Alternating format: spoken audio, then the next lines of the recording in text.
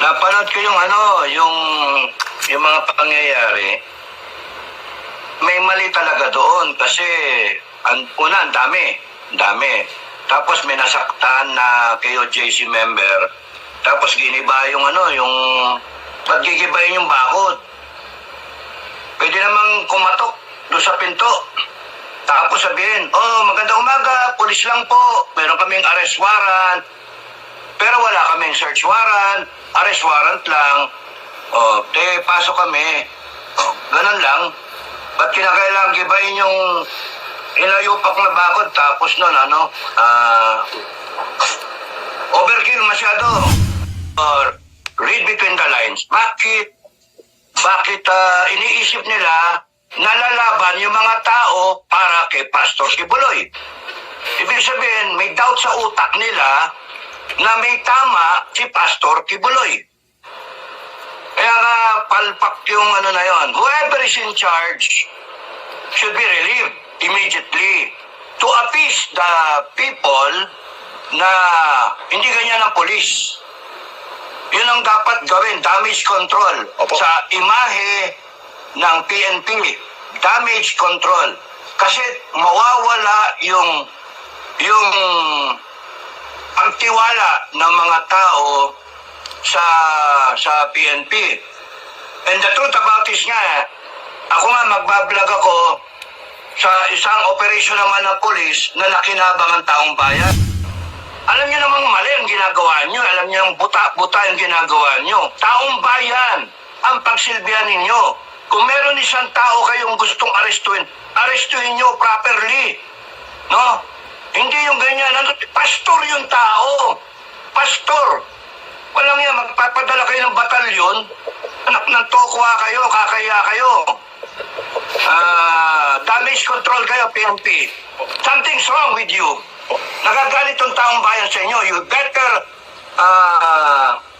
act quickly para hindi kayo mawala sa listahan ng tao ng mga institusyon na dapat pagkatiwalaan. Back to you. Hi guys, magandang umaga po sa inyo lahat mula Mindanao, Visayas at Luzon. Magandang umaga po sa inyo lahat. At magandang umaga, magandang gabi, magandang hapon sa iba't ibang dako ng ating mundo, ang ating mga kapwa Pilipino, ng mga OFWs sa iba't ibang dako ng ating mundo. Magandang araw po sa inyo lahat. So ngayon po ay matutunghayan natin ang interview ni Captain General Clemente Enrique Jr. ng Scout Ranger aka Commander Dado ng FGF. So dito ang mag-interview sa kanya ay si Sir Admar Belando at si MJ Mondihar at kasama dito si Coach Oli at si Boss Dada sa SMNI Nightline News. So dito itatanong nila, ang itatapik nila dito ay ang patungkol dun sa warrant of arrest na wala namang search warrant. So dito nyo matutunghayan yung mga tanong ng ating mga news anchor na si Sir MJ at si Sir Admar. Si Sir MJ nakatagpo ko na to na-face to face ko na to dun sa araw ng kagitingan at kwento-kwento doon. So syempre hindi naman ako nakipag na hi hello lang at ang pakay niya doon si Sir Dado that time. So ako kinig-kinig lang tapos nag-aantay kami ng mga makikilahok sa araw ng kagitingan nung April 9, araw ng kagitingan, Day of Valor. So tunghayan na po natin at magandang talakayan to guys. Itong interview ni Sir MJ at si Sir Admar at si Boss Dada at si Coach Oli. Kasama pala na si Coach Oli doon. Pangalan ko pa. Tokayo, shout out. So ito po ay nasa kagandahan loob ng SMNI Nightline News. Maraming salamat po sa inyo. Subscribe na rin kayo sa kanila marami silang mga topic doon na talaga namang kapupulutan nyo ng aral at makikita nyo doon kung ano ang nangyayari sa kapalibutan ng ating inang bansang Pilipinas. So, simulan na po natin. At bago po tayo magsapul, maraming salamat po sa aking mga subscriber at ang ating mga viewers na patuloy na sumusuporta sa inyong abang lingkod, si DIY KKB Informative. So, simulan na po natin at komentuhan natin ng konti kung meron tayong kumbaga masasabi sa kanilang interview na to. So, ito na po.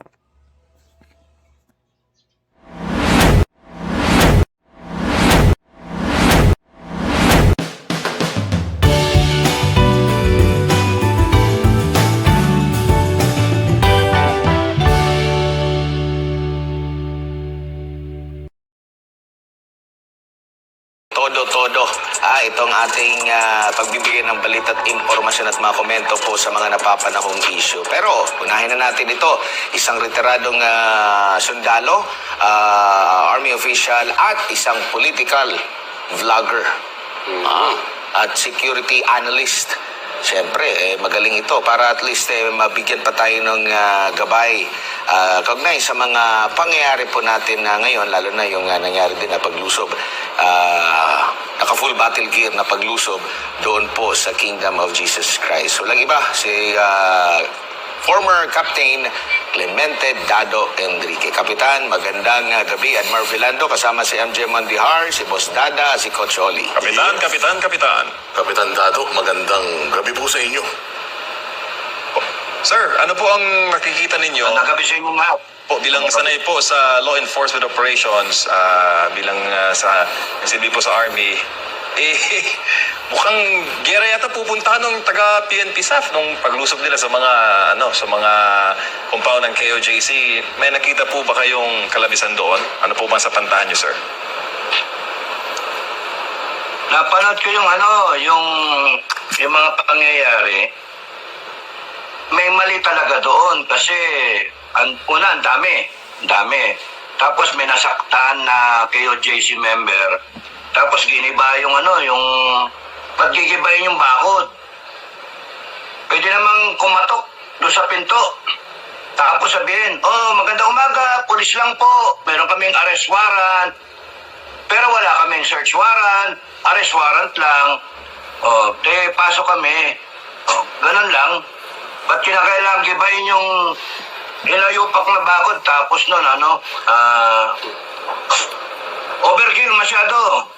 Ang doon, they were expecting people will fight back, magpapatayan, kaya gano'n sila karami siguro.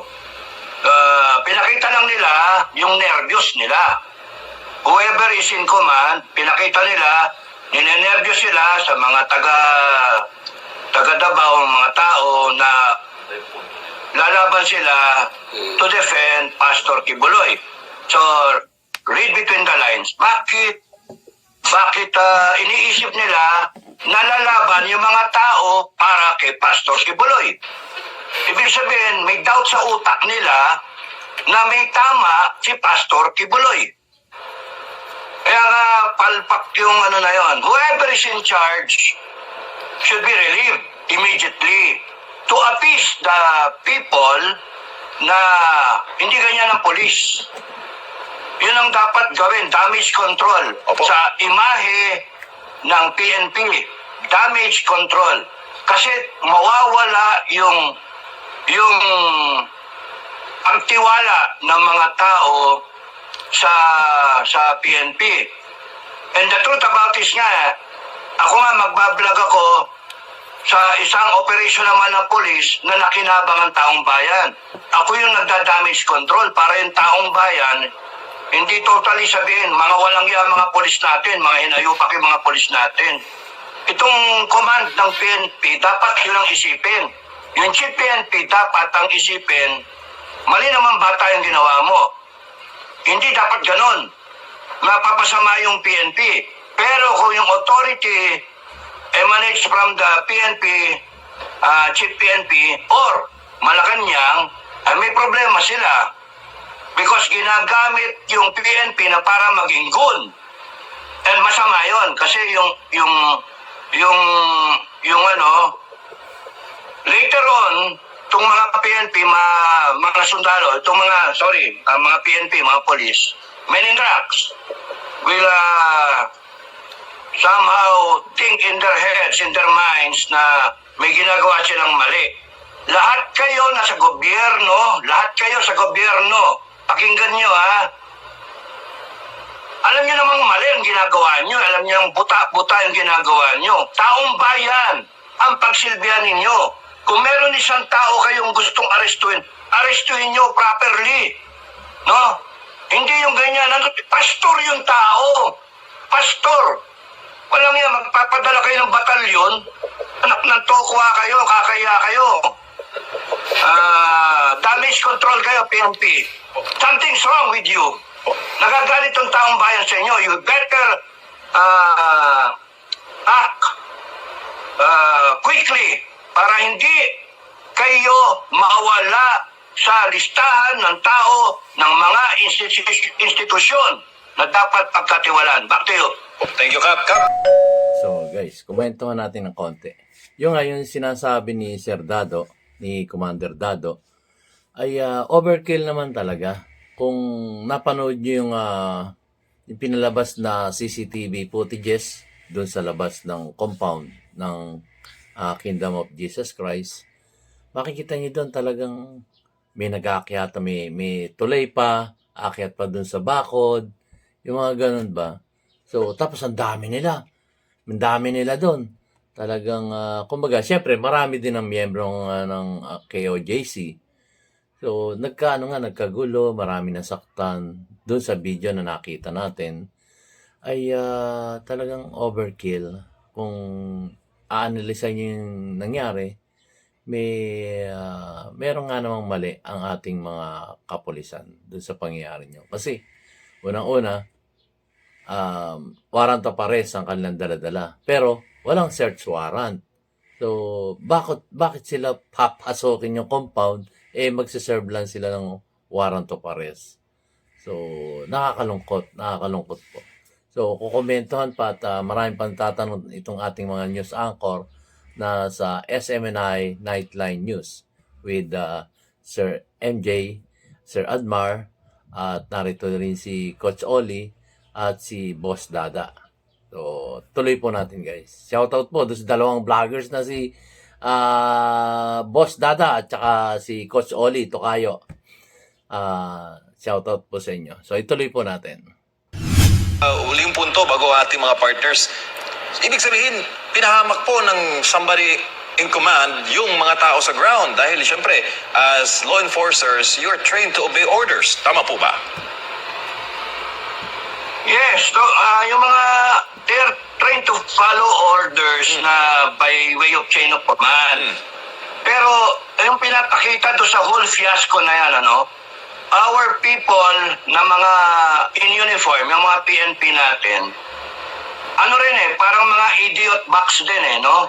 Alam nilang mali yung order, alam nilang may order na siguro na authorize sila, pero bakit nila gagawin pa rin yun? Alam naman nilang mali Ba't ka magigiba? Damage to property, demanda kayo Kung ako yan, demanda ko kayo damage to property. Mga loko-loko. Hindi porke kayo polis, kayo ang matutupad sa batas. Kasi yung batas galing sa konstitusyon. Yung konstitusyon galing sa taong bayan. Kaya you better exercise prudence, you better exercise restraint in doing something. Again, I would like to stress, yung uhulihin ninyo, yung merong warrant of arrest, pastor, may follower. What you're doing is just aggravating the situation. Kaya niyong kuhanin ng peacefully. Pero ngayon, ano nangyayari? Kung magsanib-sanib puwersa ang mga tao at bonggalit, sino nagawa nun? Di ba kayo, mga pulis? Kayo naging cause ng himagsikan, kung tatawagin nyo, revolusyon o pag-aklas o kaya pag-ano ng mga tao. Yung naku, natakot kayo, nalalaban, tignan nyo nangyari ngayon, lalong lalaban ang mga tao. So yun, back to you. Captain Dado, Coach Oli po, kasi sinabi nyo na kasalanan din ito ng mga pulis dun na sa ground. Tapos, parang ito ay hindi na nila pwede i-justify. Connect ako lang po doon sa sinabi ni Secretary Abalos na sinabi daw, di umano ni Pastor Kibuloy na hindi siya papahuli ng buhay. So it means, na-justify niya kaya ganun karami yung dumating kasi nga, yung sinabi ni Pastor Kibuloy, tama po ba yung justification na yan or excuse na yan? Mali pa rin. Kasi nga ang polis, kayo nga ang polis eh. Kung baga sa kayo dapat ang nakakaintindi, i-weigh ninyo. Nagsalita yung pastor ng hindi siya magpapahuli ng buhay. O de, nagsalita siya, given yon. So kung may magpa-implement kayo ng warrant of arrest, you do not do a mamasapano. Isang armado yung taong pupuntahan doon, nandun yung MILF. Magpadala ka sa 44, may backup kang 400. Patay lahat yung sa 44, ganun ba in-expect nila? Pastor yung tao.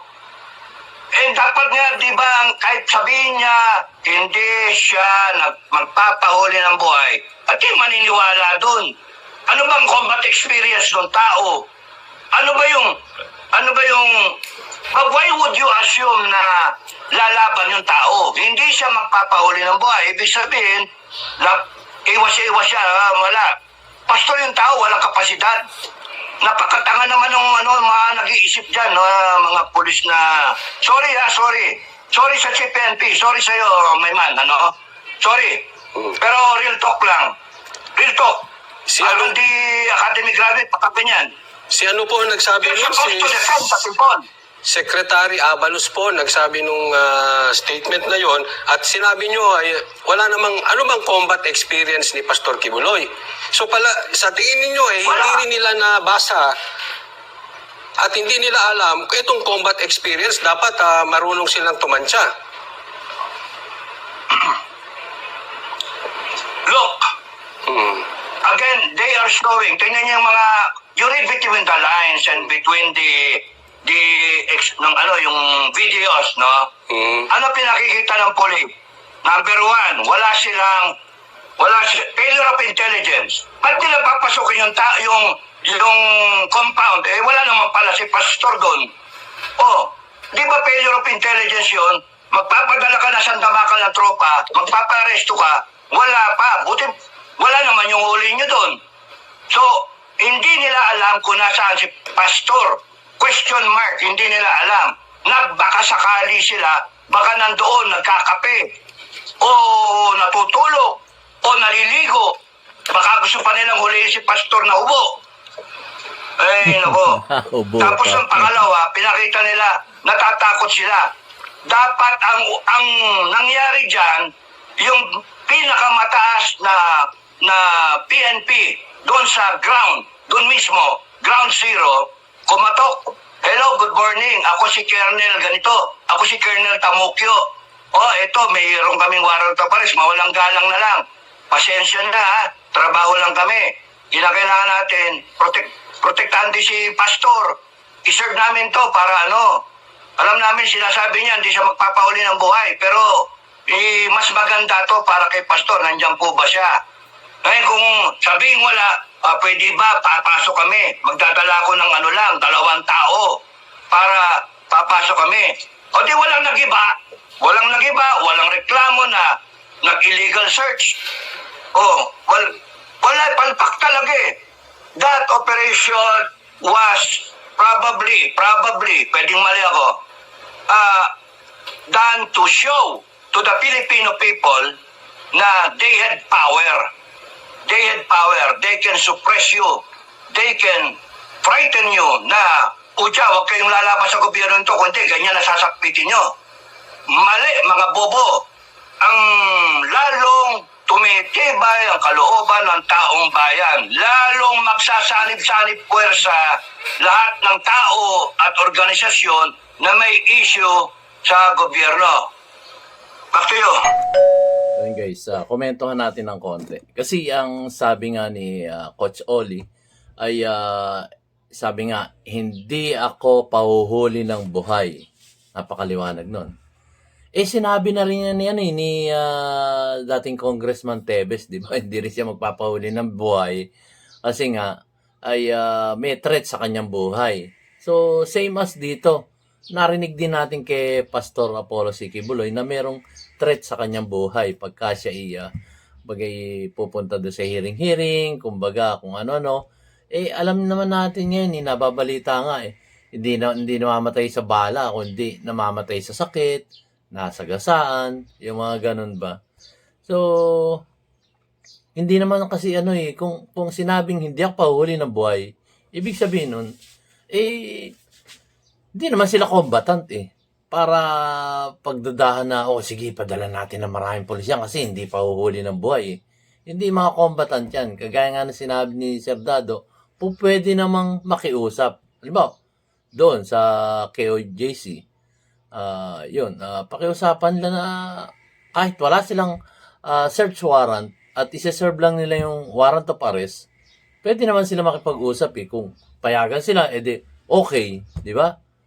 Kaya lang, kung hindi sila papayagan, wala silang magagawa kasi wala naman silang search warrant So, yung pagsira ng mga iba't ibang, yung bakod, sabi nga ni Sir Dado, pwede kayong pwede kayong i-demanda ron damage to property. So, nasa pakiusap naman yan Papayagan naman yun kung halimbawa, wala o naroon si Pastor Apollo C. Kibuloy sa loob. Just, lang naman i-present lang yung warrant of arrest. At saka sa ganyan mga warrant of arrest, talaga namang kailangan makita nyo na personal yung tao, kaya nga warrant of arrest nyo. So, di natin alam kung bakit napakaraming mga kasundaluhan na naroon. Ang naging dahilan nila hindi papahuli ng buhay. Parang inassume nila na, lalaban to. Pero hindi po ganun yun. Hindi naman sila mga combatant, miski mga member ng KOJC. Wala naman silang alam sa military tactics. Hindi naman sila combatant, hindi naman sila lalaban. May mga baril ba sila, may mga ba sila? Wala naman So sila nasa sila Kingdom of Jesus Christ nga kumbaga pananampalataya yung kanilang pakay doon dahil kumbaga sa yan simbahan nila, yan ay kapilya nila. So ba't ka magkakaroon diyan ng mga kumbaga mga private private arm? Di isang isang religious place yan religious group yung mga taong yun. So ituloy po natin guys. At yung nga pala, ang nagsabi si DILG Secretary, sabi ni Coach Oli, Tukayo, shout out. So, ituloy po natin. Ayun, nako, napakaganda nung sinabi nyo, Kapitan Dado, doon sa Sub 44. Yung pong terorista na tinatago ng MILF, 44 lang yung pinadala nila, pero itong simbahan ng Kingdom of Jesus Christ, SUP 500 yata yun, Kapitan Dado. So OA, yun po ba ang gusto nyo sabihin? OA. Yes, overkill yun, masyado, tsaka improper. You're supposed to be the best organization in that organization of police. You're the best unit of the PNP. You're the show window of the PNP. Well-trained people in the PNP. And there you are, equipped properly. By whom? By the people there. Lahat ng tao sa Pilipinas, yung mga gamit nila, yung mga training nila, saan galing yun? Sa taong bayan. What gave you the right? Na mismo, pati yung mga tao, yung mga follower, sasaktan ninyo.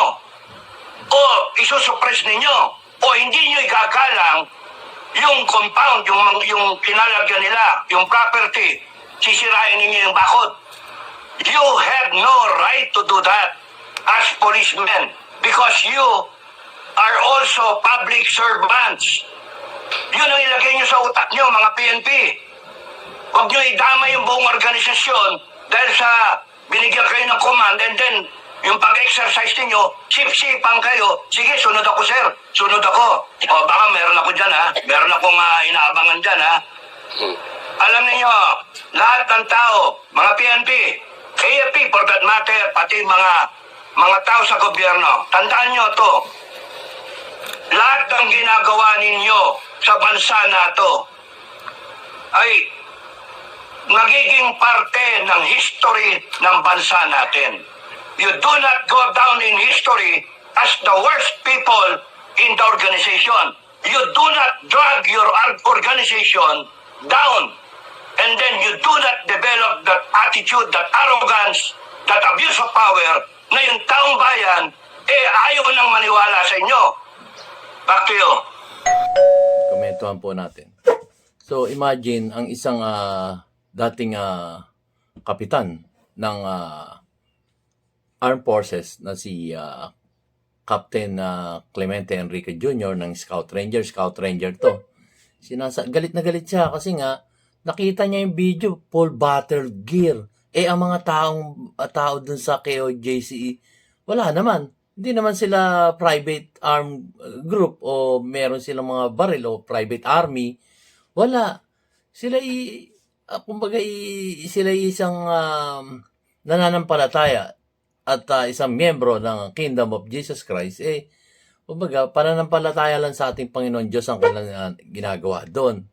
Pero yung lusubin ng napakaraming pulis at full battle gear, parang overkill na nga talaga yun. Makikita naman natin sa video na pinalabas nila yung kanilang CCTV kung ano yung mga totoong nangyari doon sa palibot na yun. So, medyo parang ngayon lang ginawa. Ngayon lang tayo nakasaksi ng ganong karaming pulis na ang huli na yung nag-iisa. Sabihin na natin maraming miyembro ang KOJC, hindi naman sila lalaban. Hindi lang sila lalaban. Parang ano lang yan parang rally-rally, di ba? Rally-rally. So, kailangan, hindi natin sasaktan yung mga tao. Not unless na sinasaktan na yung mga pulis. Di ba? May mga transient. Dapat ganun na lang ginawa nila Yung panangga ba? Yung transient ba? Yung transient. Tapos may mga ano sila, may mga palo-palo. Ganun. Pero kung full battle gear, nakakatakot to. Sino kaya nag-utos dito sa ating mga kapulisan ng ganung bagay na full battle gear kayo? Kasi baka lumaban, ganun. At hindi pa uhuli ng patayan, ganun. Ng buhay pala, sorry. Hindi pa uhuli ng buhay yan, kaya kailangan full battle gear kayo. Parang ganun nangyayari So, sabi nga ni Sir Dado, nakakahiya. Huwag niyong idama yung buong organisasyon, yung buong institusyon ng Philippine National Police. Nakakalungkot nga naman yun. So, bilang isang dating sundalo, alam niya yung mga ganyang bagay. Alam niya. So, di ba? Nakakalungkot talaga mga kababayan kong Pilipino. Anong nangyari ngayon? So, ituloy po natin. Meron pa silang maraming tanong. Kapitan, si Admiral po ito, magandang gabi. Bilang isang law enforcer, tagapagpatupad ng batas, kung ang nag-utos sa kanya, tingin ng pulis ay hindi tama, pwede niyang arestuhin mismo yung nag-utos. Pwede niya hindi sundin. Pwede niya hindi sundin. Kasi illegal order. So kaya abuse of authority. Mga ganun ba?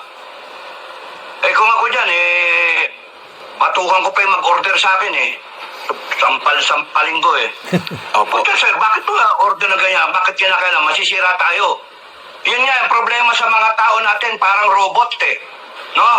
Parang mga robot, utusan kayo, gagawin ninyo. Obey first Hindi before you iniisip complain.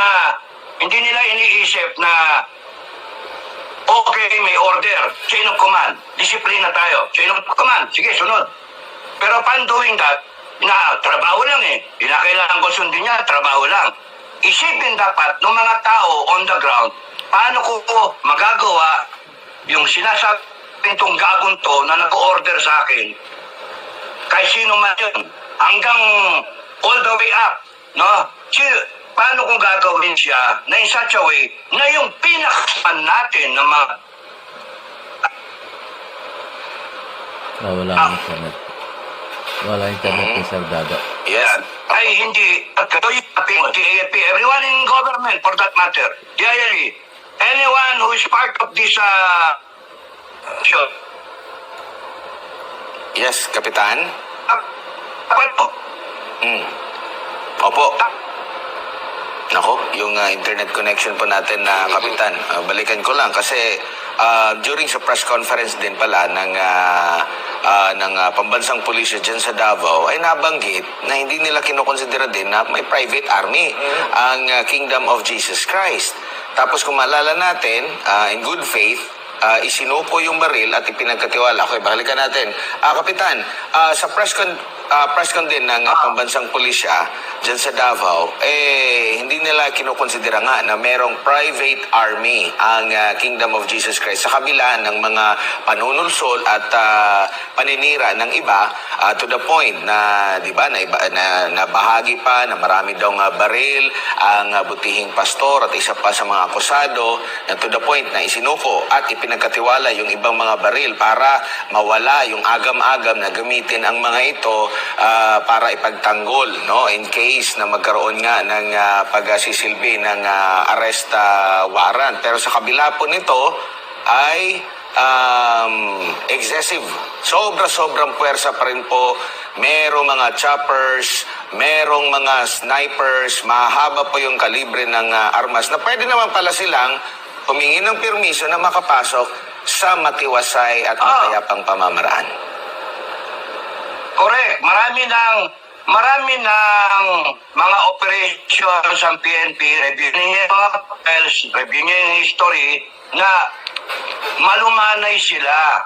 Pag ang pulis pumasok na tensyonado sila, magiging tensyonado rin yung mga supporter nung hinuhuli nila. At saka sabi ko nga kita mo negative, hindi sila siguradong nandoon. Mali yung informasyon nila. Kung may intel sila na nandoon si pastor at nagkakape, nagre-relax doon, nagsisiesta, mali informasyon nilang nakuha. Tapos, yung sa baril, hindi porke may baril, yung tao, nag-granting kunwari sinoli na, okay. Pero kunyaring hindi sinoli. Hindi porke may baril, authorized na ang pulis natin, rat-rating ka, bariling ka. Maximum tolerance pa rin. Hindi, ang rules of engagement nga, unang bibira, yung kalaban mo. May yung ganun ba, hindi, otherwise, yung mga issue sa mga baril-baril nila pastor, ng KOJC, wag double standard. Ang dami-daming tao may baril. Otherwise, isara nyo yung FEO na yan, yung firearms licensing, wag na kayong magpa-issue ng baril, ng LTOP, wag na. Kasi wag bigay ng permit to carry. Kasi ang ginagawa ninyo, wala pang krimen, criminal yung tao. Mali naman. May right ang bawat tao mag-own ng baril. No? Ngayon, sinoli yung baril. In good faith, sinoli. So, ibig sabihin, hindi ako maglalaban. So, why will you listen, or why will you think na ito lang ang paniniwala mo na hindi siya magpapahuli ng buhay? Ito, kinalimutan yun, nagsoli ng baril. O paano mo ipagduduktungin? So, ibig sabihin, hindi siya magpapahuli ng buhay na, manlalaban siya. Tapos doon, pastor siya eh. Bakit niya sasabihin sa mga tao niya na, magano kayo, protektahan niyo ako ha? Hindi naman ganun yung tao. Hindi naman siya ganun eh. Hindi nga nanlaban yung mga silang baril doon eh, yung mga KOJC. Kasi kung tutusin, you can read between the lines na may bilin pa si pastor for your safety, huwag kayong lalaban. You read between the lines, tignan ninyo yung mga pangyayari. Nagaan yung mga tao, pero hindi naman silang brutal na may baril. Kaya nga palpak lahat yan, yung ginawa na yan eh. Sorry sa PNP, no? Sorry. Pero you're being led into something that will result to the failure of the organization. Yung sinisira kayo dahil sa mga palpak na mga naguutos. Opo. Back to you. Tsaka Kapitan, wala ring history ng karahasan na ginawa ni Pastor Apollo at ng Kingdom of Jesus Christ para itag talaga na dapat ganito yung pwersa natin kasi napakadelikado. Meron lang nagsulsol doon na parang kinukonsidera nilang terorista, maraming hawak na baril, pero sa mahabang panahon ng ministry ni Pastor Apollo, wala po tayong narinig na pang-aapi o di kaya ay gumamit ng persa. Ang narinig natin, marami siyang mga tinulungan, mga nangangailangan, maraming miyembro ang natutuwa, maraming mga sa panahon ng kalamidad, tinutulungan po ng Kingdom of Jesus Christ at mga volunteers sa pangunguna ni Pastor. Kaya nga, ang ano doon, hindi dapat nangyari yun. Kasi sobra namang abuso. Tignan nyo warrant of arrest. Warrant of arrest. Porke ba ang tao may warrant of arrest? Babalusabasin mo na. Ganun ba ang ano? O sige, one step further. Pati ba yung mga tao sa paligid niya, ganun na rin ang trato? Saan nangyari ano yung rights nila? No? Meron silang karapatan guaranteed by the Constitution. Pastor Kibuloy na may warrant of arrest. Hindi naman diretso yan sa sa galos, hindi naman diretso yung bita yan Hindi naman diretso na firing squad yan. Wala nang firing squad wala nang death penalty He still has the right to be heard sa korte. He still has the right to defend himself. And may warrant pa rin siya. Bakit? Nilitis na ba yung kaso niya? In absentia. Illegal naman yun. Ang guaranteed ng Constitution, he has the right to defend himself in any court. And he is supposed to be presumed innocent until proven guilty in that court. Ba't ganun? Mali yung approach. Totally mali. And it is a waste of taxpayers' money. Pagka ang taong bayan, napikon dyan, ang tingin nila sa lahat ng polis, gago. And the chief PNP should not allow that. Damage control dapat talaga. Kasi mali talaga. Kahit sa mo daanin, mali. Back to you. Maraming mga kakilala ang butihing pastor ang Kingdom of Jesus Christ na mga military official, police official, bumibisita dyan sa compound, doon sa Glory Mountain, sa Prayer Mountain. Pwedeng silang tanungin kung ano bang history ng grupo na yan. Ano ba ang meron dyan kay pastor? Diba? Doon pa lang, makakakuha ka na ng information na peace-loving citizen ang butihing pastor. In fact, meron ding mga military official, humihingi rin ng mga advices, paano ba hinandle yung magandang management sa Kingdom of Jesus Christ, lalo ng kanyang pamumuno, bakit ganito, ba't ganyan. So, kumbaga, parang hindi nila alam na kung sino ang butihing pastor. Maraming mga military officials na nakakakilala sa kanya, and ganito yung naging kapalit na parang itinuturing siyang terorista. I agree na wala talagang inassume lang talaga na magpapatayan Ganun lang, inassume. Kaya ganun karaming tao, ganun ka-armado. Saka nakakita nun. Ganun na ba kaano yung mga polis natin? Kung na kailangan mag-retraining yung ganyan, yung SAP, buong SAP. Kung ako lang masusunod pare-retrain ko lahat yan. Lahat ng SAP. Sorry, SAP may mga matitinong official dyan, tsaka mga polis, nadadamay Pero kung ako yan, paparetrain ko lahat yan. Hindi yung military training, hindi yung combat training. Ite-train ko dyan, values. Putya, mali Yeah, it's supposed to be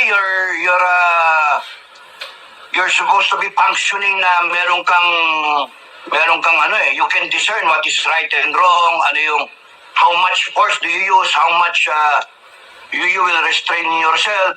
Ganun ba? Bilang criminal ba yung pastor? Diyos ko, para namang pastor yung tao. Ba't Opo. papatulan nila ng ganun?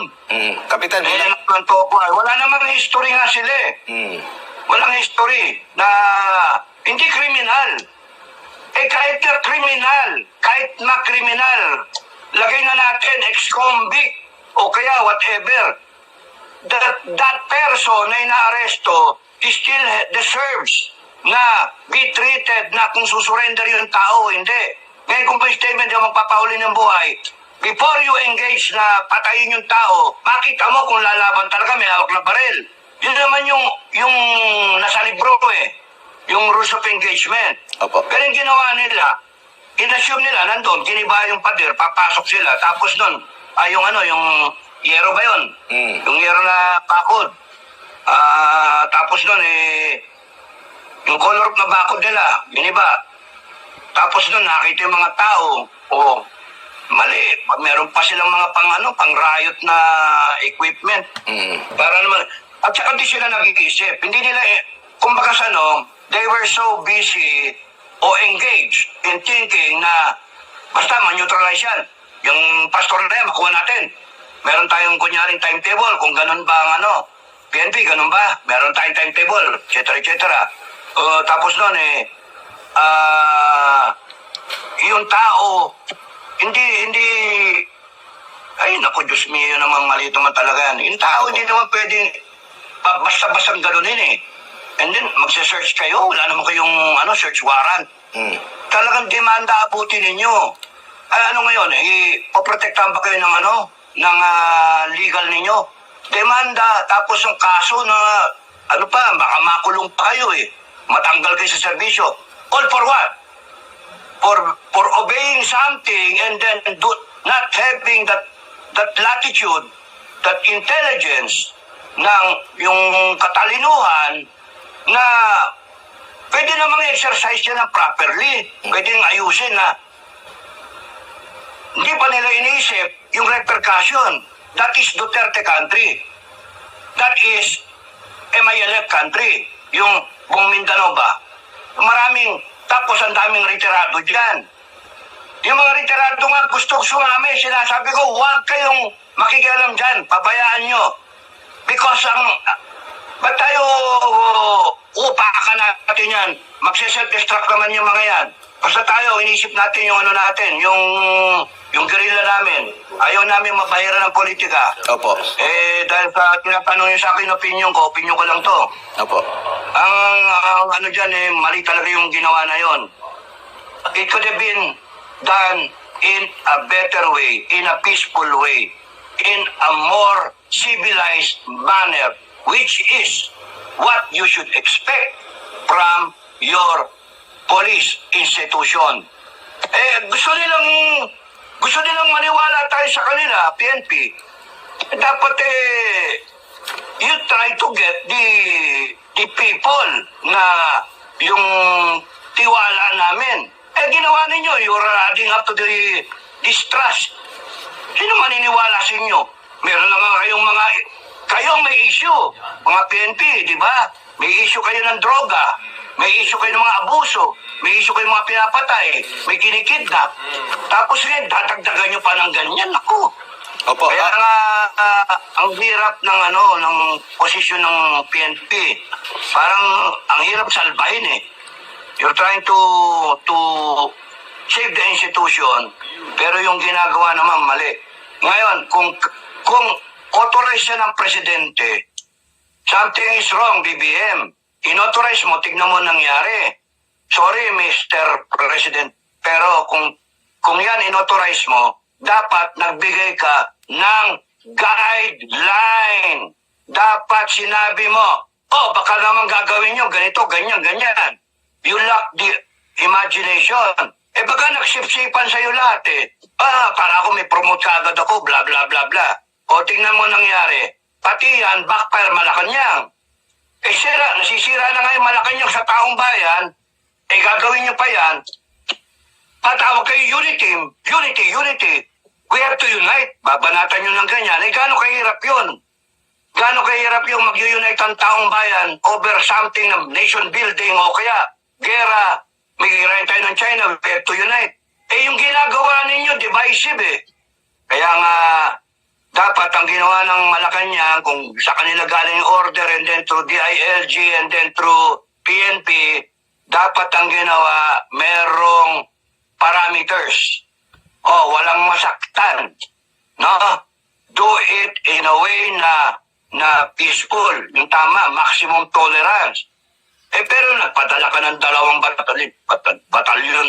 Doon pa lang mali na eh. Back to you. Opo, at kung matatanda natin, bilang panghuli na lang sa akin, Kapitan, dahil, di ba, inusig kung bakit magpapadala ng maraming mga polis, no? Especially Special Action Force, 2 batalyon yan eh. Ang palusot, ang rason ng PNP, sinabi ni spokesperson Colonel Jean Fajardo. Napuputol. Opo, ang sabi niya, ang reason daw ng pagpapadala ng 2 batalyon dyan po sa Davao ay, sabi dito, SAF units have long been deployed in Davao region and are distributed across various provinces. It is not concentrated solely in Davao. Pero nakita natin, na-conclude natin na yung mga puwersa ng Special Action Force, dyan pala ginamit. Sa pagsisilbi lang ng warrant of arrest, ang target lang, ilan lang, si Pastor Apollo Sikibuloy lang. At yun nga, doon ginamit nila, nakikita natin, heavily dala nila yung mga malataas na kalibre ng baril. At kumbaga sabi mo nga, nag-aaksaya lang ng oras, pwede naman sa mahinaong pamamaraan, sinamahan pa sila ng mga abogado, pati yung mga hindi nasaklaw doon sa kanilang arrest warrant, pati yung mga sasakyan na pinagdudahan pa nila na baka daw nandoon, nagtatago. Gusto pa nilang i-visual search kahit na mahirap sa tao na doon magtago kasi napakainit kasi naka-off yung sasakyan. Pati yun, pinayagan pa. Pwede naman palang dumaan sa ganito. And kumbaga, dito ba sila sinanay ang elite force ng pambansang pulisya para mag-serve ng kagaya nito? And asahan ba natin na may kagaya rin ito na pagsisilbi ng arrest warrant sa iba pang mga individual na subject ng warrant of arrest? Yan yung sinasabi ko kasi na na yung mga chess move, no? Kasi chess move ng Duterte camp, hanggang June 30, pinapahinog. Parang ganun ang dating. May mga talk, yung mga vlogger na hindi pahinog. Pulboronic video, pulboronic evidence, mga ganyan. So, ang dyan, dahil sa overview, magkaroon ng hearing na 4 sa Senado na hindi naman lumabas yung sa PIDEA leaks, yung ebidensya na sinasabi na nakita, etc., na binanggit na sa blue folder, and then yung isang vlogger sinabi, ito, nasa akin yung blue folder, pinadala sa akin, pinostage nila. So, ang tao na build up at inihintay yon, pero hindi pa pwedeng ilabas. Bakit hindi ilalabas? So, ang tao nagko-conclude kasi hindi pa hinog. Sino hindi pa hinog? You guess it right. Now, habang gano'n nagpapahinog, huwag kayong mga galit, mga supporter ng Duterte. Real talk lang ako. Dito naman, sa kabila, sa administration, huwag rin kayong magagalit at mga loyalista, real talk lang ako. Kasi galit ako sa lahat ng politiko nagagalit ako sa lahat ng politiko, nagsasuffer ang taong bayan Dito naman sa kabila, iniisip niya, ganyan, yan ang weakness nyo. Hinihintay ninyo yung araw ng pagkahinog, kaya susungkitin ko na yan. Bububutin ko. Kaya from the time na nagsasalita ako ng analysis na ganon, up to now, ang sinasabi ko is, from now to the time na may hinog, kikilos yung administration to prevent. Kung ako man si BBM, papayag ba ako na hintayin ko, papalitan nyo ko, people power nyo ko? No. Kung ako si BBM, pakulong ko kayong lahat. Gagamitin ko yung PNP ko. Gagamitin ko yung AFP ko. Tiwala ako na susunod sila sa akin. Sinasabi ko yun tapos nun tingnan nyo. Ngayon, kita nyo ngayon, ino-orderan 2 batalyon na SAP. that you have to look at it from a higher perspective. What is the effect or what is the cause and what is this happening in front of us? It is simply showing that the administration is so afraid. That's why they have to do something na para matakot lalo ang taong bayan, para hindi mag-decide. Pero in so doing, backfire eh. In so doing, lalo nagagalit yung taong bayan. So yung sinabi mo na there might come a point na sunod yung iba. Yes, but I'm telling you, administration, wrong move din yon. Kasi all the more mong tandaan niyo, administration, BBM, for that matter, JLG, lahat kayo, AFP, PNP, for that matter, ang ginagawa niyo is all the more binibigyan ng rason na maghimagsik ang taong bayan. Yun ang iniiwasan natin lahat. Pagka tayo nagpatayan, and in a situation na merong tayong nagbabadyang gera, tuwan-tuwa yung China na mangyari yan. Kaya nga administration, hayaan nyo na lang na mag-rally yung tao, huwag nyo marangin yung rally. Let the people vent out yung galit nila. Ang dapat gawin nyo na lang, kung ano yung issue, dinggin ninyo. Teka, mag-gusto tayo. Ano ba yung ano natin? Ano ba, bakit kayo galit na galit sa akin? Bangke, sasabihin ng mga tao. Okay, magpapadrug test ako. Ganun kasimple. Kung noon ginawa, sabihin mong parang Jeme, I am sorry, pala, tao, patatawarin ka. Tagal-tagal mong binibitin yung drug test na yan eh. So, ano pa yung mga issue? Nakawan, abuso sa yung PI na yan, talagang PI. Tapos yun, yung mga, pati yung resolution 10, lagi namang issue yun eh. Yung mga senator natin, ang daming issue. Dinggin nyo yung issue, rising prices, etc. Bigas, pangako, nasaan yung mga bahay? Wala namang bahay ka. Ano yung pangako? 1 million kada taon. Ano yun? Niloko mo kami. Ganon ang iniisip ng tao. So you have to address it. You have to hear the people. You do not prevent the people from venting out yung kanilang problema. Dinggin mo and then mag-act ka. Show the people that you are going towards good governance. Pagka hindi, babanata mo ng martial law na creepy. And then, biglang martial law o kaya declare ka ng gera, wala. Patay tayo. Wala tayong mangyari. Pansitan lang tayo. And that abuse of power, sabi ko nga sa inyo, lahat. Lahat for that matter na nasa gobyerno. At lahat ng taong bayan, lahat ng Pilipino, whatever you are doing now, it's all being recorded in our stupid history, in our God-forsaken history na nakakainis, nakaka-disappoint na history natin. In our long list of mga kalukuhan sa history natin, yan, Pilipinas, naiwan na. Naiwan na tayo. Dahil sa inyong mga politiko, mga kanya-kanya kayong mga ginagawa, kanya-kanya kayong mga agenda, self-service, self-preserving, mga, maubos yung salita eh. Maubos yung oras. Komento muna natin bahagya. Ayun tuloy, inilabas na ni Sir Dado yung kanyang galit, lahat ng kanyang kasi lumabas na yung chess move eh. So, ang laro kasi niya Games of the General eh. Eto, inilahad niya yung chess move ng bawat side. Na-sermonan tuloy mga DDS. At yun din naman mga administrasyon kasi nga sa panahon ngayon ay ayaw na niya sa politika. Narito na siya sa FGF eh. So, como hinihingi ang opinion ng ating si Sir Dado, si Commander Dado ng FGF, nasabi niya tuloy lahat-lahat ng kanyang yung kanyang sentimiento sa dalawang grupo na dalawa lang naman ang grupo Duterte, Marcos. Yun lang ang nagkakaano eh. So, ibinigay niya lahat ng kanyang baraha doon, yung kanyang hinaing. So, nailabas talaga niya ang kanyang sama ng loob dun sa puntong yun. Lumabas na, umaba na, di ba? So, ito ngayon po natin, neutral na kasi si Sir Dado eh. Ang kanyang nasa sa puso ngayon ay ang Filipino Guerrilla Forces. So, ituloy po natin. nakaka-disappoint na history natin. In our long list of mga kalukuhan sa history natin, yan, Pilipinas, naiwan na. Naiwan na tayo. Dahil sa inyong mga politiko, mga kanya-kanya kayong mga ginagawa, kanya-kanya kayong mga agenda, self-service, self-preserving, mga, ay nako, maubos yung salita eh. Opo.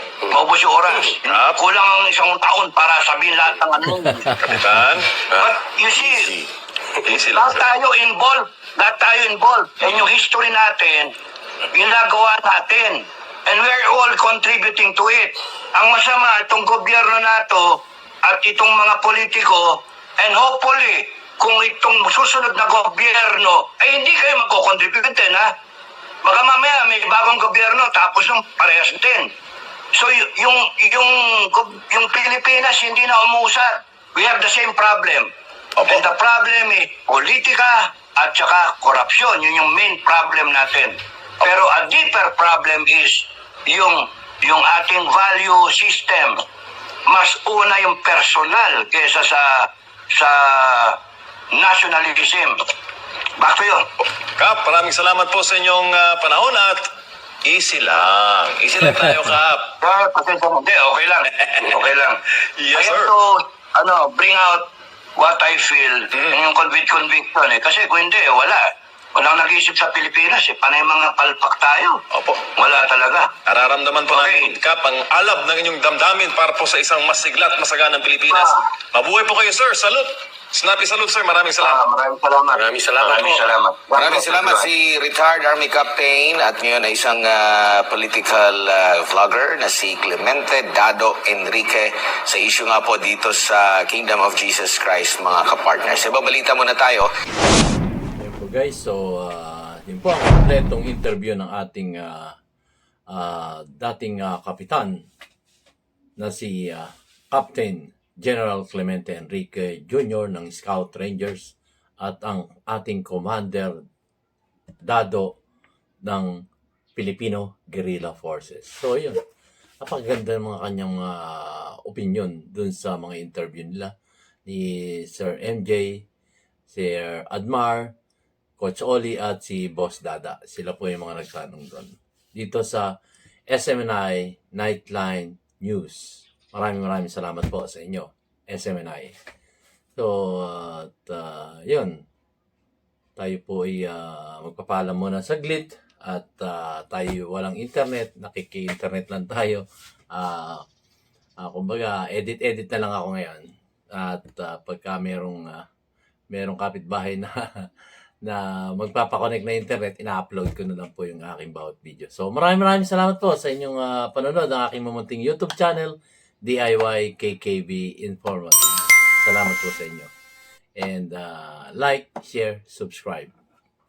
At yun nga, hit the notification bell para updated kayo sa lahat ng aking mga susunod na mga videos. Salamat po sa inyong lahat, sa aking mga subscriber. Thank you so much po.